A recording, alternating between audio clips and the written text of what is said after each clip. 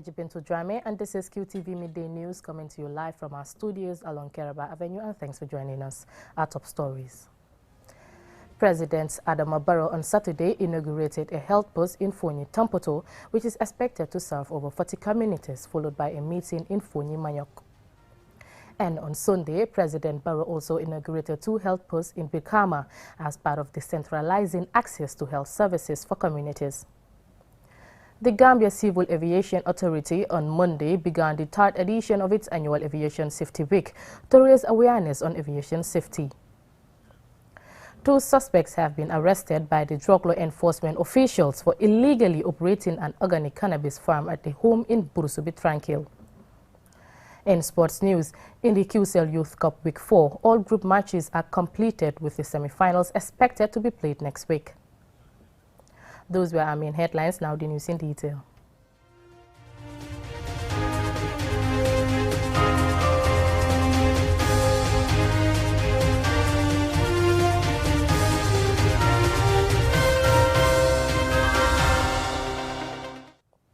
Now, in line with his transformation agenda of the health sector, President Adama Barrow on Saturday inaugurated a health post in Fonyi, which is expected to serve over 40 communities. There was also a joint meeting in Fonyi where the president continued his dialogue with people. Mohamed Lamin Choi reports. The president inaugurated what is the first government health post at Tampoto in the Fonyi Bintang constituency, which will benefit over 40 communities whose residents have longed for a local health facility. Aissatou Bia is an executive member of the Village Development Committee of Tampoto, and she tells us how meaningful the health post for people's access to healthcare services in the Fonyi Bintang is. So many deaths occur due to lack of close health centers. Before sometimes you'll have malaria at night. Before you'll get a native doctor to take you to the hospital, we see that you call, they will say that I'm not here, or some don't used to sleep here. So having this health center will be important to us, not only us, but also people outside the other community. For the government, this development is a big achievement in providing people greater access to health facilities and quality healthcare services. The Minister of Health thanks the President for his government's commitment to transforming the health sector, UNICEF for facilitating the construction of this health post, and Gavi for funding it. They recognize that commitment to the people of this country. That is why they came up with all the support. We thank our partners, UNICEF, for facilitating this, and for Gavi for funding it. So this is a big achievement that is going to be of service to the people of this community. There are up to 40 communities here that are in the hinterlands of Fonyi, around here, who have nowhere virtually to go to when they have emergencies. But now they have this in their midst, and it will be a game changer in the care of the people of this region. At this inauguration, President Adama Barrow underscores his commitment to providing people with access to good quality health facilities, which is among the 8 strategic priorities of the National Development Plan. Part of the National Development Plan is to construct and renovate 50 facilities countrywide.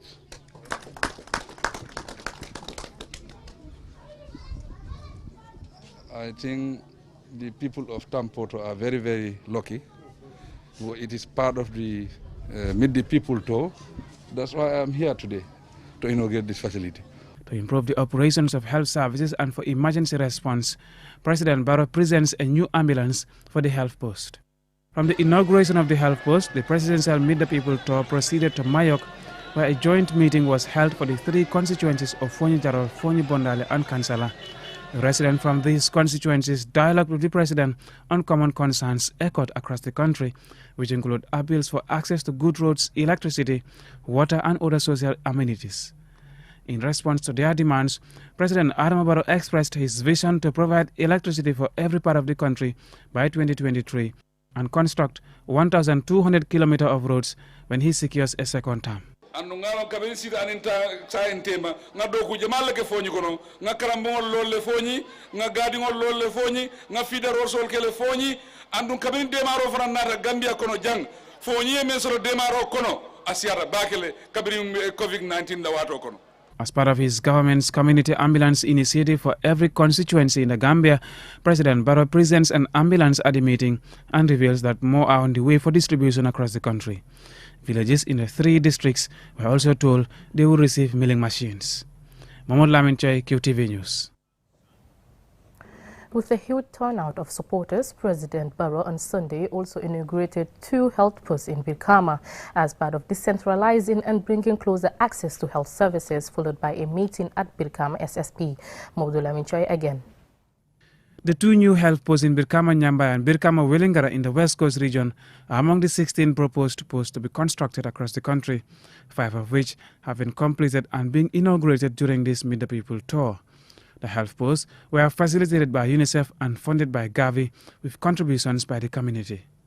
Each of the new health posts are presented with ambulances, and the Minister of Health tells us about the significance of the health posts for the residents of Birkama. In catchment area, Nyambai Jang, Ani Welingara Kafuringo, a catchment area to 250,000 people plus. The population of the catchment areas of Birkama Willingara and Birkama Nyambai is over 250,000 people. The Birkama Regional Hospital catchment area covers over 500,000 people. So, these 2 new health posts will help reduce the pressure on the main hospital for primary health care service delivery. The beneficiary communities, through their regional and local leaders, have praised the President's commitment to addressing their healthcare needs by bringing closer access to health services.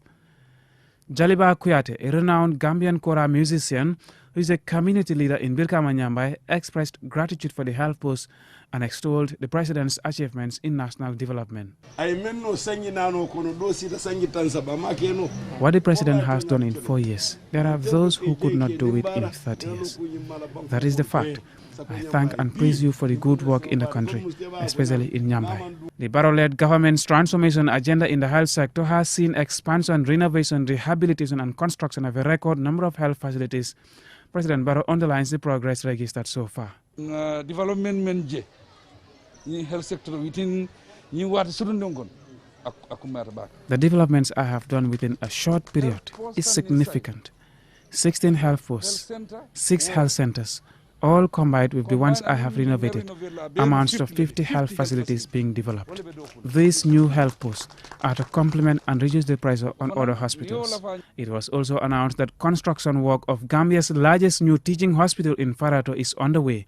The teaching hospital will have a capacity of 1,500 beds. After Birkama, the President was welcomed to a joint meeting at Combo East, Birkama North and South in Birkama SSP, which mobilized thousands of people. The dialogue highlighted people's challenges on roads, electricity and water, while others acknowledged the developments registered by the present government.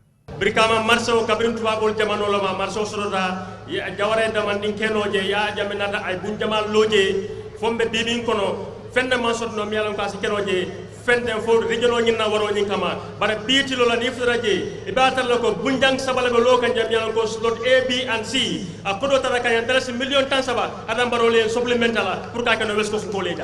President Adama Barrow, in reaction to the development challenges facing people in the West Coast region, outlines his plan to provide greater access to electricity, water and good roads in the Greater Banjul area. Andu safo Birkama kole ko ani sere kundan kol mbe projet ko men dogu kam Banjul na next time nintambita 2021 la ndo projet ko mbakela sere kundale andu mbakela Birkama fanande. Through the Women's Enterprise Fund, the President presented a check for $2.2 million of loans for 24 women's groups for Combo East, Birkama North and South to assist their business endeavors. As part of the Community Ambulance Initiative, another ambulance was presented at this occasion. The presidential Meet the People tour will continue tonight in Jambur, where a similar engagement on the constitutionally mandated tour continues. Mahmoud Lamenchoy, QTV News. Moving on, 2 suspects have been arrested by the drug law enforcement officials for illegally operating an organic cannabis farm at Brucebe Tranquil. A British and a Senegalese national are currently helping the officers with their investigation. Babukasi has the rest of that story. The main suspect is a British national, Leon Washington Tayat Hall, who was arrested with his Senegalese counterpart, Abdoumajid Balde. Mr. Hall currently operates a charity foundation called Hands on Africa and engages in selling different species of dogs at his residence in Brucebe Tranquil. The officers accuse him of using his charity work to cover up drug dealing. According to the police, the men also have another apartment at Brucebe Phase 1 extension where they farm cannabis. According to drug law enforcement officers, They have all the equipment required for a good harvest and estimates the farm to be worth millions of dollars. Usman Sediba, the public relations officer of the Drug Law Enforcement Agency, the Gambia, said his officers at West Coast Region have been tracking this case for a while. In most instances, these people will come, they will have their cover businesses as a front to deceive people. We remember the case of Bondo.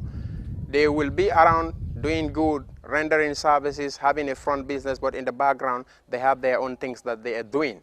Because at the end of the day, if your objective is to help people, bringing in something that is poisoning the minds of people, in reality, it defeats such objective. So therefore, we continue to call on heads of household, those who are responsible for managing premises, buildings. When we give our property to people, let us take it upon ourselves to, on time-to-time basis, to be visiting these places and then see the conditions of this place. Because it's not secret that you enter inside here, immediately you will see what is happening there. Piero Sediba is calling on the public to support the men fighting drugs in the country with information to make their work easy. He added that if this cannabis reaches the markets, it was going to be used by our own brothers and sisters. If you look at the value of this, looking at the average price of this thing, a small quantity of skunk going for $800 to $1,000. Remember, it's at an early stage. By the time that it matures and to the time that it is processed and then packaged, perhaps even more, I'm saying 2 million, perhaps if we have the adequate quantification, it can even be more than $5 million. This is yet another major arrest, but what happens after the arrest? Officers will continue to probe into the matter to look at all other connections and whoever is involved in this. And then, as we said, we've also discovered of them having what they call a charitable foundation. So as such, it is important that the officers will also explore to look at all those areas and look at the connections that there is. Because we know, as we said, today in the global world, they tell you to go after the assets of these traffickers. And most of the time, they want to have a front business that try to show a legitimate value of what they are doing, while underground they are doing something that is causing more harm. According to the UK's Companies House, a Mr. Leon Washington Tyat Hall, born in 1986, is shown to have been a director of a company, L&H Incorporated Limited, which was incorporated in 2016 and dissolved on 31st August 2021. In addition, someone of the name is shown at the UK's Charity Commission website as a trustee of Hands on Africa, which was given registered charity status in 2016 and which has not filed statutory annual returns since 2018. Skunk has come to mean a famous strain of cannabis and is an informal term for strong street weed. Nowadays, when a person uses the word skunk, they may be talking about a specific strain of cannabis or any variety of cannabis that is strongly aromatic and potent.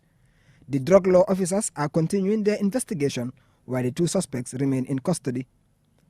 Babu Karsi, QTV News. From that story, we will go for a short commercial break. Still to come, we have more stories, to stay tuned. Looking for the fastest and easiest way to receive money transfers from abroad? Well, QMoney and RIA just made it happen. Now you can receive international money transfer from RIA directly into your QMoney account with no additional cost. Once you receive an SMS alert about your transfer, walk into any QMoney agent across the country to receive your payment for free, or use the money immediately to buy credit, QPower, and other QMoney services. It's fast, safe, and convenient. For more info, call customer care on 133. QMoney, Sunu Kalpe. Terms and conditions apply.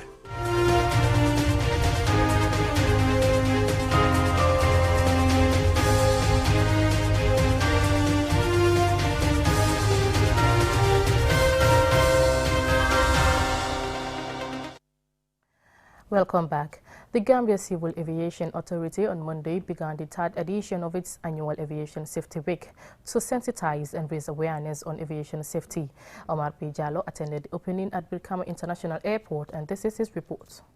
The theme for this year's commemoration, Training Key for Resuming Activity, highlights activities as the aviation industry, which is amongst the hardest hit, is recovering from the effects of the COVID-19 pandemic. In his opening remarks, Fansu Bojang, the Director General of the Gambia Civil Aviation Authority GCAA, said Aviation Safety Week has slowly gained global prominence and right of place in airports' annual calendars, given the invaluable role it plays in canvassing, uniting, directing and dedicating airport authority and community attention towards nurturing a strong safety culture in all actors in the aviation industry. The effects of the COVID-19 pandemic have adversely affected the capacity and performance of aviation professionals in all spheres. Training is therefore a requirement if we are to sufficiently recover and shoulder the responsibilities of operating in the aviation industry. It is only fitting that we commence our recovery process into the post-COVID-19 phase by collectively engaging in critical capacity building trainings like the ones contained in the 3-day program outlined to fit the theme of this year's celebrations. Representing the Director General of the Gambia International Airline, GIA, Omar Cisse, a senior station manager, said training and safety are crucial in the aviation industry and have a message for the participants. We indulge the cooperation and support of everybody towards this safety week. We want to make sure that you give the week the maximum support and participation it deserves. Catherine Ying, a retired Deputy Director General of GCAA, who initiated the annual Aviation Safety Week in the Gambia in 2018, said it is imperative to plan events of this nature to remind everyone in the aviation industry of the importance of safety and ensure continuity and sustainability of operations in the industry. During the next few days, you will learn a lot more about safety. And when we talk about training, it's not only classroom training, but just general training about safety. Even the wearing of masks is part of safety training. And I'm hoping that your program focuses on how we can be safe during this COVID-19 era. It's not over yet. Having been virtually crippled by the adverse economic impacts of the COVID-19 pandemic, officials of the aviation industry are calling on the industry to engage in planning refresher sessions to strengthen the industry resilience and capacity to navigate the challenges presented by the pandemic. Reporting for QTV News, I am Omar P. Jallo. Omar P. Jallo there reporting from the Banjul International Airport. Now moving on, the Gambia Press Union on Saturday ended 2-day training for financial controllers and media practitioners on financial management in the newsroom. Omar P. Jallo attended the training and this is his report. 30 broadcasters from print and broadcast media underwent 2-day intensive training on financial management for financial controllers in the newsroom. The training was organized and funded by the Gambia Press Union to enable media and financial controllers in the newsroom to effectively manage finances. Mam Bintanjai, an assistant program officer at GPU, said the training will strengthen financial management to position broadcasters, especially financial controllers in the newsroom, to effectively contribute to sustainable financial development in the media. Financial controllers are part of the people working in the media, and also they help in a great role in making sure the newspaper or the television works fine and work up to expectation. So we deem it necessary that they also need training to equip them with more advanced softwares to know how they actually use their financial knowledge on how to make their bookings and all those stuffs, and also train them on more advanced topics. And we found out that most journalists or most media workers don't have social security benefits and they don't pay taxes to JRA. So we take this opportunity to make sure financial controllers in the newsroom work up to expectation and make sure all their employees have all those benefits because it's part of their working conditions. The Accountant General of GPU, Buba Fati, observed that frequently nobody in the newsroom is well trained on how to handle financial issues, and that the GPU is addressing this by training people in the newsroom on how to effectively manage finances. We have a range of topics that we want to discuss, because looking at the media industry in the Gambia, we know most of the media houses doesn't have professional finance department. So as a result of that, we are doing a lot of basics accounting with the people that control finances in these media houses. And some of the topics that we'll be discussing is basics double entry. How can they enter their transactions into their financial management systems? It's going to help them greatly because, like I said, most of the finance controllers in the newsroom are not professional accountants. So that is why this training will help them very well to be able to understand the basics of how they will manage the finances that are in the media houses. Abdulatif Fati, a participant, shared his expectations. At the end of the training, I expect to learn new skills that are needed or that is needed for my work. Yeah, so as to improve the operation of the finances in at the radio. The two-day training took participants through various topics, including basic accounting principles and conventions, double entry, accounting for revenue and expenses, payroll management, budgeting and cash flow forecasting, financial reports, fixed asset management, and basic procurement principles. Participants are expected to share the knowledge gained with their colleagues in their various media houses. Reporting for QTV News, I am Omar P. Jallo. Now in sports, the QCL Youth Cup enters week 4 with the group matches completed. All 8 teams in 2 groups of 4 completed their 3 matches with a semi-final expected to be played next weekend. Our reporter Mobudu Gajeka has been keenly following the competition and he now reports. The group matches were completed at the weekend with some exciting games. Golden Youth Football Academy defeated Ibo Town Football Academy 2-0 in the under-15 category. While in the under-18 category, Golden Youth Football Academy won by 3-0 against Ibo Town Football Academy. Amphal Cham scored and assisted the first goal for Golden Youth Football Academy. He expresses excitement at being on the score sheet. Yeah, I'm so happy about it because our previous 2 games, we draw it and we lose our chances. We don't capitalize on it. But this game, I'm happy to be assist for the first goal. I assisted and I end up scoring the second goal. So I'm very happy about it. So I'm encouraging my colleagues to push up and we prepare for the next game. Golden Youth Football Academy is coached by Sukuto's veteran player Lamin Kamara, alias Ronaldo. He says they deserved a place in the semi-finals because they put in a lot of effort in their training. We train them, what we train them, that's what they saw us today. Because if we see our previous game, we don't happy about it. But this game, everybody is happy now. Definitely, we are very impressed about the match today. Definitely. In the semi-final, which will begin on Saturday, Q City will face Golden Youth Football Academy in the under-15s, while the Q City under-18 team will face Medina United in the second game of the day. Sunday's semi-final will witness Medina United versus Quantum in the under-15s, while Golden Youth Football Academy will play against Hans FC in the under-18 category. The QCL Youth Cup has been exciting with beautiful possessional football with an average of 2 goals per game. The semi-finals are expected to be scintillating. Mamudu Gajaga, QTV News. Before we end, here's a recap of our main headlines. President Adama Barrow on Saturday inaugurated a health post in Fonyi Tampoto, which is expected to serve over 40 communities, followed by a meeting in Fonyi Mayok. And on Sunday, President Barrow also inaugurated 2 health posts in Birkama as part of decentralizing access to health services for communities. The Gambia Civil Aviation Authority on Monday began the 3rd edition of its annual Aviation Safety Week to raise awareness on aviation safety. 2 suspects have been arrested by the drug law enforcement officials for illegally operating an organic cannabis farm at a home in Burusubi Tranquil. In sports news, in the QCL Youth Cup Week 4, all group matches are completed and the semi-finals expected to be played next week. That's all from me in today's Midday News. Thank you for watching and have a nice day.